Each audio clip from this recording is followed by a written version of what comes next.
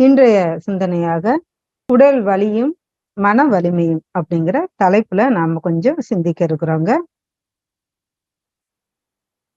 உடல பத்தி நம்ம நெறைய தெரிஞ்சு வச்சிருக்கோம். மனத பத்தி நெறைய தெரிஞ்சு வச்சிருக்கோம். ஆனா, இன்னும் அதுல நெறையா விஷயங்கள் இருக்கு. எல்லாருமே விரும்புறது என்னன்னா, ஆரோக்கியமான உடல்நிலை தான் வேணும் அப்படின்னு நாம நெனைக்கிறோம். ஏன்னா, நம்ம வாழ்ற காலம் வரைக்கும் ஓடி, ஓடி சேர்த்து அந்த ஆரோக்கியத்த தொலைச்சுட்டு, கடைசி காலங்கள்ல பார்த்தோம்னா, அந்த சேமித்த பணத்த பூரா உடலுக்காகவே, அந்த ஆரோக்கியத்துக்காகவே நம்ம செலவழிக்கவும் செய்றத இன்னைக்கு நம்ம பார்த்துக்கிட்டு இருக்கோம். அந்த ஒரு நிலையில உடல் ஆரோக்கியம் நமக்கு ரொம்ப முக்கியமான ஒரு விஷயமா இருக்கு. இன்றைக்கு நம்ம தலைப்புல முதலாவது இருக்கக்கூடிய உடல் வலி, உடலில் ஏற்படக்கூடிய துன்பங்கள், அதெல்லாம் பத்தி நாம முதல்ல கொஞ்சம் சிந்திக்கிறோம். இப்போ இந்த உடல்ங்கிறது பஞ்சபூதங்களோட கூட்டு அப்படிங்கிறது நமக்கு தெரியும். நிலம், நீர், நெருப்பு, காற்று, விண்ணுன்னு சொல்லக்கூடிய இந்த பஞ்சபூதங்களும் நம்முடைய உடல முழுவதுமே நமக்கு பல விஷயங்கள நம்ம அத கண்டுபிடிக்கிறோம், தெரிஞ்சுக்குது. ஏன்னா, மனவளக்கலையில நம்ம வந்த உடனே முதல் பாடமே நமக்கு உடல பத்தி தான் சொல்றாங்க. அப்போ அந்த நிலம் கூடியது தான் நம்முடைய உடலா இருக்கு. விண்ணுன்னு சொல்லக்கூடியது நம்முடைய உயிரா இருக்கு. இப்ப இடையில இருக்கக்கூடிய நீர், வெப்பம், காற்று தான் நம்ம உடல்ல ஓடக்கூடிய 3 ஓட்டங்களா இருக்கு அப்படின்னு நமக்கு சொல்லிக் குடுத்துருப்பாங்க. ரத்த ஓட்டம், வெப்ப ஓட்டம், காற்றோட்டம். அப்ப இந்த 3 ஓட்டங்களோட ஏற்ற தாழ்வுகள் தான் நமக்கு நோய் உண்டாக்குது. அதுபோல காயகல்பத்துல நமக்கு பாடம் நடத்தும்போதே, வலி அப்படிங்கிறதுக்கு ஒரு விளக்கமும் சாமிஜி அவங்க சொன்னத நம்மளுக்கு நம்முடைய ஆசிரியர்கள் எல்லாரும் குடுத்திருப்பாங்க.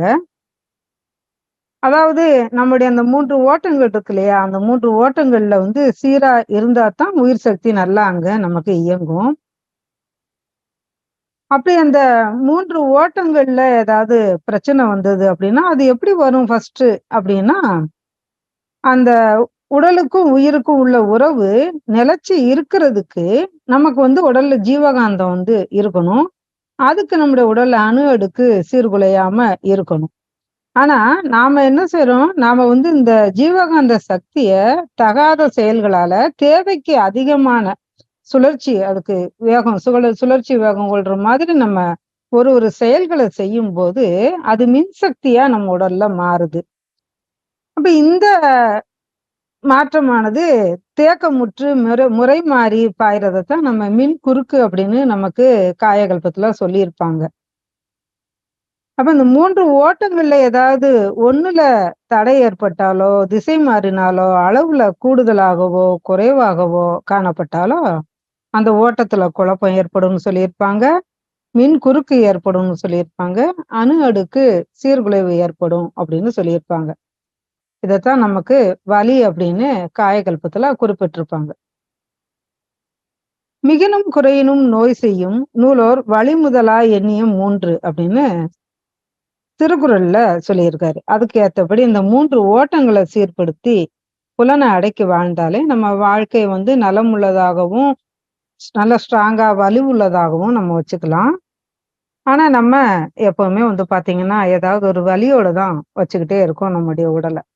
ஒரு குறிப்பிட்ட வயசுக்கு மேல எல்லாருமே இந்த மாரி நெறைய துன்பங்கள அனுபவிக்கிறோம். ஏன்னா, இந்த உடல் முழுவதும் இந்த ஜீவகாந்தம் நிறைஞ்சிருக்கு. இந்த ஜீவகாந்த குறைபாடு ஏதாவது ஒரு இடத்துலயோ, சில இடங்கள்லயோ நமக்கு ஒரு பொருந்தா உணர்வு ஏற்படுத்துது. முதலாவது சொன்னது ரத்த, வெப்ப, காற்றோட்டத்தினுடைய ஏற்றத்தாழ்வுகள் நோயின்னு சொல்றோம், வலின்னு சொல்றோம். அடுத்ததா பார்த்தோம்னா, ஜீவகாந்த குறைபாடு. அதுவும் ஏதாவது ஒரு இடத்துல பொருந்தா உணர்வ ஏற்படுத்துது. அப்ப உடல் முழுவதும் சுழன்று ஓடிக்கொண்டிருக்கக்கூடிய அந்த உயிர் சக்தியோட சுற்றோட்டம் எல்லா செல்களுக்கும் ஜீவகாந்தத்தை கொண்டு போய் உடலை கட்டமைக்குது. இதுவும் நமக்கு காயகல்பத்துல சொல்லியிருப்பாங்க. இப்ப இதுல ஒரு தடையோ, தேக்கமோ ஏற்படும்போது அத நம்ம வலியாகவும், துன்பமாகவும் உணர்றோம். அப்போ உடலிலோ, மனதிலோ ஏற்படக்கூடிய பிரச்சனைகள் இருக்கு இல்லையா? இன்னைக்கு காலகட்டங்கள்ல. அப்ப இந்த பிரச்சனைகளுக்காகத்தான் நம்முடைய பொருளாதாரத்துல ஒரு பெரும் பகுதி நமக்கு செலவாயிட்டே இருக்கு. இதத்தான் நம்ம முன்னோர்கள் ஒரு பழமொழியா சொல்லி வச்சிருப்பாங்க. "உண்ணாம, திங்காம அண்ணாமலைக்கு கொண்டு போய் குடுக்குறோம்" அப்படின்ட்டு. ஏன்னா வைத்திய செலவு வரும்போது அந்த மாரி சொல்லுவாங்க. இப்ப அந்த அளவுக்கு பார்த்தீங்கன்னா, இதிலேயே நம்முடைய பெரும்பகுதியான பொருளாதாரத்துல நம்ம குறையக்கூடிய அளவுல, அதுக்கே நம்ம செலவழிக்கக்கூடிய அளவுல இன்றைய நிலைமை இருக்கு. அதனால தான் இன்னைக்கு மருத்துவமனைகள்லயும், அத சார்ந்த ஸ்கேன் சென்டர்கள்லயும், லேபுகள்லயும், உடற்பயிற்சி கூடங்கள்லயும் மக்கள் எப்பவுமே நிறைஞ்சு காணப்படுறாங்க. ஒரு ஸ்கேன் சென்டருக்கு போய் ஒரு ஸ்கேன் எடுக்க போனோம்னா, ஒரு ஃபுல் டே நமக்கு தேவைப்படுது. அந்த அளவுக்கு அங்க கூட்டங்கள் இருந்துகிட்டே இருக்கு. முன்னாடி பார்த்தோம்னா, நம்முடைய அன்றாட வேலைகளே நமக்கு உடற்பயிற்சியா அமைஞ்சுச்சு.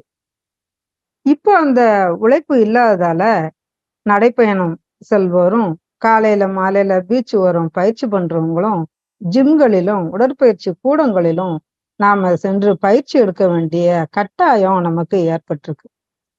இந்த விழிப்புணர்வு மக்களுக்கு ஒரு விஷயத்துல நல்லதுதான் இருந்த போதிலும், நாம நன்மை அப்படின்னு நினைச்சு எடுக்கக்கூடிய உணவுப் பொருட்கள் கூட இன்னைக்கு நிறைய துன்பத்தை தான் நமக்கு தருது. நாம எடுக்கக்கூடிய உணவுப் பொருட்கள் நமக்கு எவ்வளவு உடல் வலிமையை தருதோ, அதே அளவுக்கு உணவுகளின் மூலம் தான் நம்முடைய ஆரோக்கியம் கெடவும் செய்யுது. அதுக்கு மேலா சுற்றுப்புற மாசு, இயற்கையை மனிதன் தன்னோட சுயநலத்துக்காக பாழ்படுத்தி வச்சிருக்கிறது, இது போன்ற காரணங்களாலையும் பல பிரச்சனைகளை இந்த உடல் ஏற்றுக்கொள்ள வேண்டிய சூழல் இருக்கிறதால, உடல் ஆரோக்கியத்தை காக்க வேண்டிய கட்டாயத்துல நம்ம எல்லாருமே இருக்கோம். அடுத்ததா நம்ம உடலை பார்த்திருக்கோம். இப்ப நம்ம மனதுக்கு வரலாம். இப்போ நமக்கு மனத பத்தி நிறைய பாடம் நடத்தியிருக்காங்க. இப்ப மன அலைச்சூழல் அப்படின்னு சொல்லியிருப்பாங்க.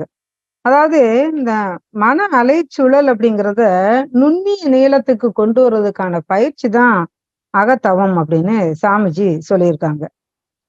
அப்போ அந்த உடல் நலத்துக்காக நம்ம எப்படி உடற்பயிற்சி பண்றோமோ, அந்த மனதோட மதிநுட்பத்தை பெருக்கிறதுக்காக இந்த அகத்தவம், அதாவது இது ஒரு உளப்பயிற்சி அப்படின்னு சொல்றாங்க. உடற்பயிற்சி மாதிரி இது ஒரு உளப்பயிற்சி.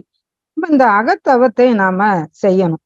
இந்த அகத்தவத்தின் மூலமா அலைச்சூழலோட வேகத்தோட எண்ணிக்கைய நாம எந்த அளவு வேணுமோ அந்த அளவு நம்ம விரும்புற மாதிரி அமைச்சு கொள்ளக்கூடிய ஒரு தன்மை நம்ம மனதுக்கு தானாவே கிட்டும். இப்ப நம்ம வேணுங்கும் போது நம்முடைய மன அலைச்சலை கூட்டவோ குறைக்கவோ நம்மளால முடியும் அப்படிங்கிற ஒரு இடத்துக்கு நம்மளால கொண்டு போக முடியும் நம்முடைய மனதை. இப்ப நமக்கு எதுக்காக தவம் கொடுத்துருக்காங்க? மனம் போதிய தெளிவும் விழிப்புணர்வும் இல்லாத காரணத்தாலதான் அளவுக்கு அதிகமான புலனின்ப கவர்ச்சியால உடல் நலமும் சேர்ந்து கெடுது. உடல் நலமும் கெடுது, மனநலமும் கெடுது. அதனால இந்த மனதை நம்ம சரியான நிலைக்கு கொண்டு வர்றதுக்கும், நம்முடைய சிந்தனை ஆற்றலை நம்ம உயர்த்துறதுக்கும் இந்த தவம் நமக்கு ரொம்ப அவசியமா இருக்கு. இந்த தவத்தாலதான் நமக்கு மன தூய்மை வருது. இந்த தவத்தாலதான் நமக்கு மன உறுதியும் வருது. ஒரு சின்ன கதை ஒண்ணு. அதாவது ஒரு வில்வித்தை வீரன் ஒருத்தன் இருந்தான். ஒரு இளைஞன். அவன் பெரிய வீரன் வில்வித்தையில. ரொம்ப ஆணவத்தோட எப்பவுமே இருப்பான். வில்வித்தையில சிறந்தவன் அப்படிங்கிறதுனால. அப்ப ஒரு தடவை அவன் ஒரு ஜென் துறவிய பார்க்குறான். அப்ப அந்த ஜென் துறவிட்ட, "என் கூட உங்களால வில்வித்தையில போட்டி போட்டு ஜெயிக்க முடியுமா?" அப்படின்னு சொல்லிட்டு கேட்குறான். அப்ப அந்த ஜென் துறவி, "என்னால முடியும், வான்னு" சொல்லிட்டு கூப்பிடுறாரு. அப்ப 2 பேருக்கும் போட்டி நடக்குது. அப்ப தூரத்துல ஒரு பொம்மை இருக்கு. அந்த பொம்மைய தொங்க விட்டு, அந்த பொம்மையோட கண்ணுல இந்த இளைஞன் கரெக்ட்டா குறிபார்த்து அந்த கம்புல கண்ணுல தன்னோட அம்பால அடிக்கிறான். அடிச்ச உடனே அப்படியே இன்னொரு அம்பையும் பின்னாடியே எய்து, அந்த அடிச்ச அம்பு இருக்கு இல்லையா? அத அப்படியே 2ஆ பிளந்து காட்டுறான். இது ஒரு வித்தையில ஒரு வகை. அப்போ பார்த்தோனே அந்த ஜென் துறவி "சபாஷ்பா! ரொம்ப அருமையா பண்ண" அப்படின்னு சொல்றாரு. அப்ப நீங்களும் அது மாரி பண்ணுங்கன்னு சொல்லும்போது, அவரும் அதே மாதிரியே அடிச்சிடுறாரு. ஏன்னா அவரும் வில்வித்தையில சிறந்தவர் தான். சரி அப்படின்ட்டு அப்ப அடுத்த போட்டி வைக்கிறாங்க. அப்ப அடுத்த போட்டி 2 மலைகளுக்கு, பெரிய மலைகள். அந்த மலைகளுக்கு இடையில நடக்குது. அந்த 2 மலைக்கு இடையில ஒரு மரத்தாலான ஒரு தொங்கு பாலம் போட்டிருக்காங்க. இங்கருந்து அந்த கிராஸ் பண்ணி போறதுக்காக. அப்ப அந்த தொங்கு பாலத்துல வந்து நம்ம நடந்தாலே அது ஆடும். அந்த இடத்துல போய் அந்த துறவி நடுவுல நின்னுகிட்டு, தூரத்துல இருக்கிற ஒரு பழத்த வந்து வில்லால அடிச்சிடுறாரு. ஏன்னா, துறவிகள்லாம் வந்து தவத்தின் மூலமா ரொம்ப நுண்ணிய நிலையில இருக்கக்கூடியவங்க இல்லையா? அதனால அவருக்கு வந்து அந்த மன ஓர்மை இருக்கு. அப்ப அத வந்து அவர் அடிச்சிடுறாரு. அடுத்து இந்த இளைஞனோட முறை, "நீ அடிப்பா" அப்படின்னு சொல்லி சொல்றாரு. சரின்னு இவன் பாலத்துக்கு நடுவுல போய் நிக்கிறான். நிக்கும்போதே அந்த பாலம் வந்து ஆடுது. அ அவனால பேலன்ஸ் பண்ணி நிக்க முடியல. கீழ பார்த்தா, அதல பாதாளத்துல 2 மலைக்கு கீழ பெரிய பாதாளமா இருக்கு. மேல இருந்து விழுந்தோம்னா, உடம்புல எலும்பு கூட மிஞ்சாது. அவ்வளோ ஒரு பள்ளமா இருக்கு. இத பார்த்த உடனே அவனுக்கு கை, கால்லாம் உதற ஆரம்பிச்சுருச்சு. அப்போ அந்த பழத்த அடிக்க ட்ரை பண்றான். அவன் ஒரு இத இலக்கு வச்சானா, அந்த அம்பு வந்து வேற பக்கம் போகுது. அவனால அடிக்க முடியல. அப்போ வந்துடுறான். தோத்துடுறான் அவன் வந்துடுறான். அப்ப அவரு சொல்றாரு, "உன்னோட வில்லுல இருக்கக்கூடிய உறுதி உன்னோட மனதுல இல்ல" அப்படின்னு சொல்லி அவன வந்து எடுத்து சொல்லி, அவனுக்கு வந்து தவ முறைகள்லாம் சொல்லிக் குடுக்குறாரு. அப்ப அவரு சொன்ன அந்த உறுதி, அந்த மன வலிமை எப்படி வரும்? நம்ம சாதாரணமா ஒரு மனுஷனுக்கு எப்படி வரும் அப்படின்னு பார்த்தோம்னா, தவத்தால வரும். இப்போ அம்மா வந்து சாந்தி தவம் எடுத்தாங்க. சாந்தி தவத்த பத்தி நம்மளுக்கு வகுப்புல நெறையா சொல்லியிருப்பாங்க. நம்ம வந்து முதல் முதல்ல வகுப்புக்கு வரும்போதே ஆக்கினைய குடுத்துட்டு, அப்புறம் சாந்தி தவம் குடுத்துருப்பாங்க. அப்ப நமக்கு நெறைய அத பத்தி சொல்லியிருப்பாங்க. இந்த மூலாதாரத்துல வந்து நமக்கு மையம் கொண்டு இருக்கக்கூடிய உயிர் துகள்கள் எல்லாமே நம்ம ஆக்கினை மூலமா கொஞ்சம் கொஞ்சமா மேல ஏத்தி கொண்டு வந்து வச்சிருக்கோம். இதனால தலபாரம், தலைவலி இதெல்லாம் வரும். அப்ப இந்த மூளை தாங்கக்கூடிய அளவுக்கு மேலா நெற்றியில வந்து குவிஞ்ச அந்த உயிர் துகள்கள்லாம் சாந்தி தவத்தின் மூலமா தானாகவே அந்த மூலாதாரத்துக்கு வந்து சேர்ந்து, நாம அந்த துன்பத்தில இருந்து விடுபட முடியும். நல்லா பாருங்க. இது தலைவலி, ஒரு துன்பம் அப்படிங்கிறது உடல் சார்ந்தது. தவம் அப்படிங்கிறது மனம் சார்ந்தது. அப்ப அந்த மனதை நாம சரியா வச்சுக்கிட்டாலே, உடல் சார்ந்த பல பிரச்சனைகள் வந்து நமக்கு சரியாகுது. இதுல சாந்தி தவ பலன்கள்னு நம்மளுக்கு நெறையா சொல்லியிருப்பாங்க அந்த வகுப்புல. அதாவது சாந்தி தவத்தால உடல்ல வெப்பம் தணியும். நரம்பு மண்டலம்லாம் நமக்கு அமைதி அடையும். சாந்தி தவத்தால தவ ஆற்றல் உடல் ஆற்றலா மாறுங்கிற ஒரு மெயினான பாயிண்ட் நம்மளுக்கு எடுத்து சொல்லியிருப்பாங்க. அதே மாதிரி அந்த தவ சக்தியோட மிகுதி நம்ம சொன்னோம் இல்லையா? ஆக்னியோட மிகுதி ஏற்படும்போது, சாந்தி தவத்தின் பயனால அது உடல் சக்தியா மாறுறதுனால, நம்முடைய உடல் நலனும் நல்லா இருக்கு. நமக்கு நோய் எதிர்ப்பு சக்தியும் அதிகமா ஏற்படுது. அதே மாதிரி நம்முடைய உடல்ல ஏதாவது சின்ன காய்ச்சலோ, வயிறு சம்பந்தமான சின்ன சின்ன பிரச்சனைகளோ, சாதாரண நோய்கள்லாம் இருந்ததுன்னா, நம்ம சாந்தி தவம் பண்ணியே அத நம்ம நீக்கிக்கிட முடியும். அதுபோல உடல்ல உயிரோட இயக்கம் சீரா நடக்கிறதுக்கும் நமக்கு இந்த சாந்தி தவம் உதவியா இருக்கு. இப்படி இந்த சாந்தி தவம் மட்டும் இல்லாது, நம்மளுக்கு சொல்லக்கூடிய அத்தனை தவ முறைகள் நமக்கு தெரியும். நித்யானந்த தவத்துல எவ்வளவு பலன் இருக்கு. இன்னும் நீங்க மேல்நிலைகளுக்கு வர வர உங்களுக்கு நெறைய தவங்கள் இங்க குடுப்பாங்க. அப்ப அந்த ஒவ்வொரு தவத்திலயும் என்னென்ன பலன் இருக்கு, அது நமக்கு உடலுக்கு எப்படி உதவியா இருக்கும் அப்படிங்கிறதையும் நாம அந்த மாதிரி சமயங்கள்ல தான் நம்ம கண்டுபிடிச்சுக்கிட முடியும். அடுத்ததா வந்து பார்த்தோம் அப்படின்னா, ஒரு மனதத்துவ நிபுணர்ட்ட ஒரு மனுஷன் வந்து வர்றான். அவன் வந்து சொல்றான், "என்னோட உள்ளத்துல சந்தோஷமோ, நிறைவோ இல்ல. கவலையும், வெறுப்பும் தான் எப்பவும் என்னோட உள்ளத்துல இருக்கு. நான் சந்தோஷமா இருக்க எனக்கு ஒரு வழி சொல்லுங்க" அப்படின்னு அந்த டாக்டர்ட்ட வந்து அவன் கேட்கிறான். அப்ப அந்த டாக்டர் வந்து அவனுக்கு சில மருந்துகள் எல்லாமே எழுதி குடுக்குறாரு. குடுத்துட்டு எக்ஸ்ட்ராவா ஒரு அட்வைஸும் பண்றாரு. அதாவது நம்மோட ஊர்ல ஒரு சர்க்கஸ் நடக்குது. அதுல ஒரு கோமாளி வந்து எல்லாரையும் சிரிக்க வைக்கிறான். அவன பார்த்து அவன் பேசுறத கேட்டு சிரிக்காதவங்களே இல்லப்பா. அப்ப நீயும் அங்க போ. கொஞ்ச நேரமாவது நீ வந்து உன்னோட கவலைய மறந்து கொஞ்சம் சந்தோஷமா, ரிலாக்ஸ்டா இருந்துட்டு வா அப்படின்னு சொல்லி அவரு சொல்றாரு. அப்ப அந்த வந்த மனிதன் சொல்றான், "நான் தான் அந்த கோமாளி" அப்படின்னு. மற்றவங்களுக்கெல்லாம் பார்க்குற மாதிரி அவங்களுக்கு முன்னாடியே நான் சந்தோஷமா நடிச்சு அவங்கள சிரிக்க வைக்கிறேன். ஆனா என்னோட உள்ளமோ எப்பவும் வேதனையிலே இருக்கு. நெறைய பேரு மகிழ்ச்சியா இருக்கிற மாதிரி நடிச்சுக்கிட்டு டெய்லி நம்ம நடிச்சுக்கிட்டு இருக்கோம். இதுதான் அந்த கோமாளி சொல்றான். என்னோட மனசு எப்பவுமே வேதனையிலேயே இருக்கு அப்படின்னு. அப்ப நம்ம வெளியில சந்தோஷமா இருக்கிற மாரி நடிச்சாலும் கூட மனதளவுல நெறைய துன்பங்கள நம்ம எல்லாருமே சுமந்துக்கிட்டு தான் இருக்கோம். அதனால தான் கஷ்டப்படும்போதும் சிரிக்கணும் அப்படின்னு சொல்லி சொல்லுவாங்க. நடிகர் திலகம் கூட ஒரு பாட்டுல சொல்லுவாரு, ஒரு படத்துல, "பாம்பு வந்து கடிக்கையில், பாழும் உடல் துடிக்கையில், யார் முகத்தில் பொங்கி வரும் சிரிப்பு" அப்படின்னு. இப்போ நம்ம நினைச்சாலும் கூட நம்முடைய மனதை மாற்றிக்கொள்ளக்கூடிய அளவுக்கு சில சமயங்கள்ல நமக்கு வாய்ப்பு ஏற்படுறது கிடையாது. ஆனா எல்லா சமயங்களையும் மனத ஒரே நிலையில வைத்திருக்க நாம பழகணும். ஏன்னா காரணம் என்ன அப்படின்னு பார்த்தோம்னா, உடலுக்கும், மனதுக்கும் நெருங்கிய தொடர்பு இருக்கு. 2ம் வேற வேற போல தோணுனாலும் 2மே ஒண்ணுதான். ஏன்னா எல்லாமே வந்து ஒண்ணுக்கொண்ணு தொடர்பு இருக்கிறதுனால. இப்போ உதாரணமா வந்து பார்த்தோம்னா, நம்ம உடலுக்கு ஒரு பிரச்சனை வந்துருச்சுன்னு வச்சுக்கோங்களேன். ஒரு தீர்க்க முடியாத பிரச்சனை இருக்கு அப்படின்னா, நம்ம மனசும் அந்த இடத்துல ரொம்ப ஒரு தளர்வான நிலையில தான் இருக்கும். எப்ப நம்ம வந்து இந்த உடல் ஆரோக்கியம் பெற்று எந்திரிக்க போறோம்? எப்ப 4 பேத்த போல நம்ம வெளியில போறோம்? நம்முடைய வேலைகள்லாம் நம்ம எப்ப பார்க்க போறோம்? இப்படி எல்லாருக்கும் நம்ம பாரமா இருக்கோமே! அப்படின்னு நினைச்சு நினைச்சு அவங்களுடைய மனதோட ஆரோக்கியமும் கெடும். அதேபோல நம்முடைய உடல் நல்லா இருந்தாலுமே கூட, மனதுல சின்ன ஒரு சஞ்சலம் இருந்துச்சுன்னா, அந்த உடல் வந்து அன்னைக்கு வேலைக்கு கூட ஒத்துழைக்காது. இப்ப நம்ம டெய்லி செய்யக்கூடிய வேலை தான், நம்ம குடும்பத்துல ஒரு பிரச்சனையோ, வெளியில நமக்கு ஏதாவது ஒரு பிரச்சனையோ நடந்திருக்கு அப்படின்னா, அன்னைக்கு பார்த்தோம்னா நம்மளால அன்றாட வேலைகள கூட நம்ம செய்ய முடியாத ஒரு சூழ்நிலையில தான் நம்ம இருப்போம். அப்போ உடல் சோர்வுற்றாலும் மனது பாதிக்கும். மனதுல ஏதாவது ஒரு சோர்வு வந்தாலும் நம்முடைய உடல் பாதிக்கும் அப்படிங்கிறது நம்ம தெரிஞ்சுக்கலாம்.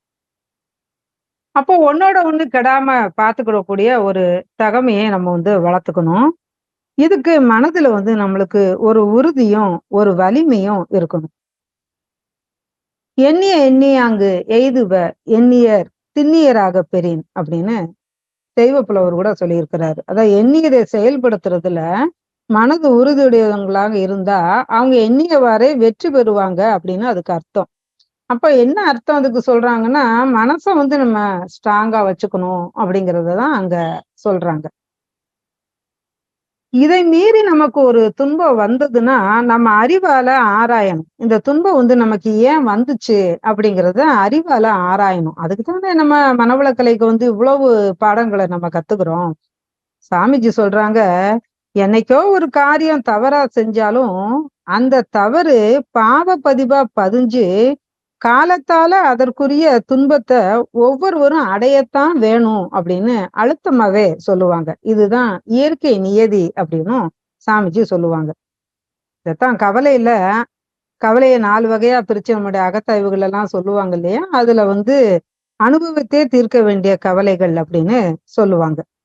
இப்ப சில துன்பங்கள் வந்து நமக்கு வந்துருச்சு அப்படின்னா, ஒரு தீராத நோயோ, அல்லது குடும்பத்துல ஏற்பட்ட சில இழப்புகளோ, உயிர் இழப்புகளோ, வேற ஏதாவது உறுப்பு இழப்புகளோ, இந்த மாதிரி நமக்கு நடந்துருச்சு அப்படின்னா, இது வந்து நம்முடைய பாவ, புண்ணிய பலன்களோட தொடர்ச்சின்னு நெனச்சு, நம்ம வந்து அத ஏத்துக்கிட்டு அனுபவிச்சு தான் அத தீர்க்கணும் அப்படின்னு சொல்லுவாங்க.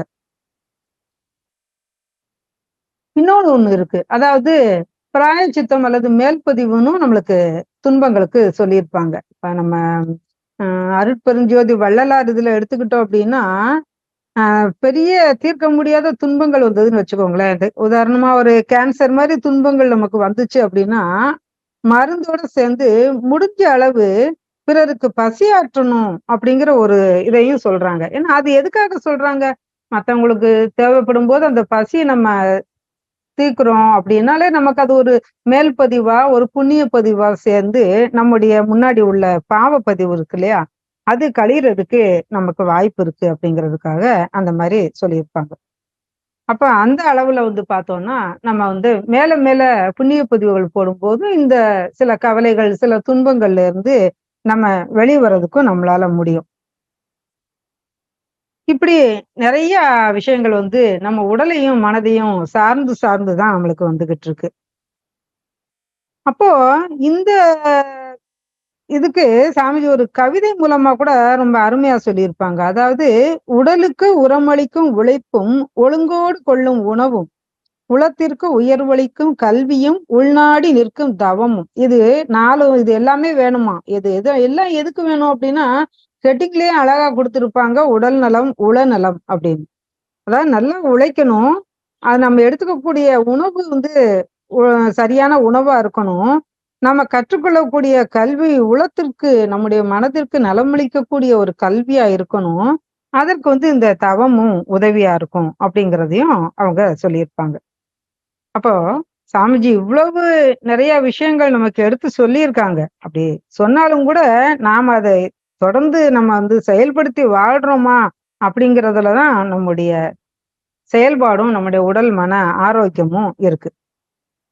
ஆனா நம்ம என்ன செய்றோம்? இத்தன இதெல்லாம் தெரிஞ்சுக்கிட்டா கூட, இதனுடைய மதிப்பு தெரியாம நம்ம என்ன செய்றோம்? எல்லாத்தையுமே நம்ம பாழாக்கிக்கிறோம். அதாவது எடுத்துக்கொள்ளக்கூடியத சரியான முறையில நம்ம அங்கங்க அப்ளை பண்ணணும். ஒரு தடவ சாமிஜி பார்க்க ஒரு அன்பர் வந்தாங்களாம். அந்த அன்பர் "நானு உங்கள போல ஆகணும் சாமி" அப்படின்னு சொன்னாராம். இப்ப சாமிஜி சொல்றாங்க, "அதுக்கு என்ன ஆயிட்டா போச்சு. இத போல தொடர்ந்து உடற்பயிற்சி, காயகல்ப பயிற்சி, தவப்பயிற்சி, தற்சோதனை பயிற்சி, ஜீவகாந்த பெருக்க பயிற்சி எல்லாமே செஞ்சுட்டு வாங்க. என்ன போல ஆயிடலாம்" அப்படின்னு சொல்றாங்க. அப்ப அவரு சொல்றாரு, அதெல்லாம் என்னால செய்ய முடியாது. ஆனா உங்கள போல ஆகணும்" அப்படின்னு சொல்றாரு. அதுக்கு சாமிஜி சொல்றாங்க, "சரி வெள்ள துணி ஒண்ணு வாங்கி ஜிப்பா தச்சு போட்டுக்கோங்க. மஞ்ச துண்டையும் நீங்க போட்டுக்கோங்க. தாடி மீசையும் வளர்த்துக்கோங்க. கொஞ்ச நாள் ஆகும் வளர்றதுக்கு. அதுவரைக்கும் பொறுமையா இருங்க. ஆனா முடி வெள்ளையா இருக்கணும், தாடியெல்லாம் வெள்ளையா இருக்கணும்னா பெயிண்ட் அடிச்சுக்கோங்க" அப்படின்னு சொல்லி அமைதியா சொல்லி அனுப்புனாராம். அவங்க எவ்வளவு அழகா சொல்லியிருக்காங்க பாருங்களேன். எதுவுமே செய்ய மாட்டேன்னா, அப்புறம் எப்படி என்னைய போல நீ ஆக முடியும்? அப்படிங்கிறத ஒரு கோபத்தை கூட வெளிப்படுத்தாம, அவ்வளவு அருமையா சாமிஜி சொல்லியிருக்காங்க. இப்ப இதத்தான் நம்ம சொல்றோம். எல்லாமே நம்மளுக்கு குடுத்துட்டாங்க. எல்லாமே நம்மளுக்கு தெரியுது.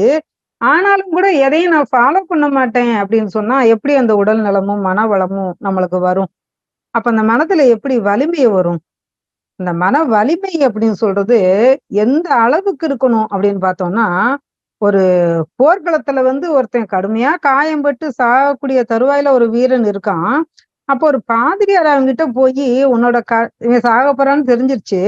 அப்ப உன்னோட கடைசி ஆசை எதுப்பா? உன்னோட உயிர் பிரியும் முன்னாடி சொல்லு, நான் செஞ்சுறேன்" அப்படின்னு சொல்றாரு. அப்ப அவன் சொல்றான், "ஐயா என்னால கைய கூட அசைக்க முடியல. என்னோட கால்சட்டை பையில கொஞ்சம் பணம் இருக்கு. அத எடுங்கன்னு" சொல்றான். அப்ப அவரு எடுக்குறாரு. எடுத்துட்டு, "இத யார்ட்டயாவது குடுக்கணுமாப்பா?" அப்படின்னு சொல்லிட்டு கேட்கிறாரு. அப்ப அவன் சொல்றான், "இல்லய்யா, நான் சாக மாட்டேன். நான் கண்டிப்பா பிழைச்சுக்கிடுவேன். இது பந்தய பணம். பந்தயமா வச்சுக்கோங்க. நான் பிழைக்கிறேனா இல்லையான்னு பாருங்க" அப்படின்னு சொல்லி சொன்னானாம். இதுதாங்க மன வலிமை. இந்த வலிமை மட்டும் மனசுக்கு வந்துச்சுன்னா, உடல் நோய் எல்லாம் நம்மளுக்கு ஒரு பெரிய பொருட்டே கிடையாது. எல்லாத்தையும் நம்மளால சமாளிக்க முடியும். அப்போ சாமிஜிய போல ஆகணும்னு நினைச்சோம் அப்படின்னா, அதற்கு ஏற்றவாறு நம்முடைய செயல்களும் இருக்கணும். அந்த உடல் வலிமைய நம்ம பெறணும். மன வலிமைய பெறணும். அப்ப அந்த பணம் மட்டும் இல்லாம, உடல் நலம், மனவளம், உயிர் வளம் எல்லாமே நம்ம இருக்கும்போதே நல்ல முறையில வச்சுக்கணும். உடலையும் ஆரோக்கியமா, மனதையும் வலிமையா வச்சு, நாம கிடைச்ச இந்த வாழ்க்கைய சிறப்பா வாழ்வோம் என்று சொல்லிக்கொண்டு, இறுதியாக சாமிஜி அவர்கள் சொன்ன ஒரு சின்ன கவியினுடைய ஒரு 4 வரிய மட்டும் நான் இங்க சொல்ல விரும்புறேன். "மனமது இயற்கையின் மாபெரும் நிதியலோ, மனமதை தாழ்த்திட மயக்கத்தால் துன்பமே, மனமதை உயர்த்தினால் மட்டில்லா இன்பமாம், மனத்திலே உள எலாம் மற்றெங்கு தேடுவீர்." அப்ப இந்த மன வலிமையை பெருக்கி, உடல் நலத்தையும் காத்து நாம அந்த எல்லா பயிற்சிகளையும் செய்து சீராக வாழ்வோம் என்று சொல்லிக்கொண்டு, நல்லதொரு வாய்ப்புக்கு நன்றி பாராட்டி, இத்துடன் இந்த சிந்தனையை நிறைவு செய்து கொள்கிறேன். வாழ்க வளமுடன்.